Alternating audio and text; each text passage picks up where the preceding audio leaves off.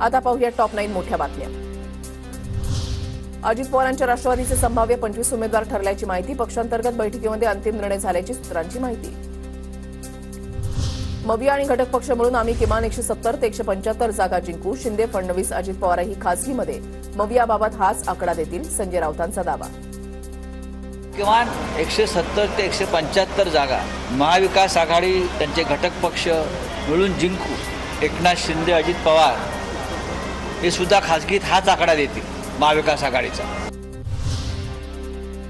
महाराष्ट्रामध्ये सत्तांतर झालं तर केंद्रातीलही सरकार पडणार। नितीश कुमार, चंद्रबाबू नायडू भाजपला सोडून जाणार। काँग्रेस नेते पृथ्वीराज चव्हाणांचा मोठा दावा। सर्व्हेमध्ये दाखवलेल्या जागांपेक्षा कमी जागा भाजपला मिळणार। विदर्भामध्ये भाजपचा सुपडा साफ होणार। नाना पटोलेंचा भाजपवर निशाणा। कोणतेही सर्वे आले तरी त्याच्यावर मात करणार। आम्ही 26 नोव्हेंबरच्या आत पुन्हा राज्यामध्ये सत्तेमध्ये येणार। अजित पवार गटाचे प्रदेशाध्यक्ष सुनील तटकरेंचा दावा। पुण्यामधील शिवाजीनगर ते स्वारगेट मेट्रो मार्गाचं 27 सप्टेंबरला उद्घाटन। पंतप्रधान मोदी उद्घाटन करण्याची शक्यता।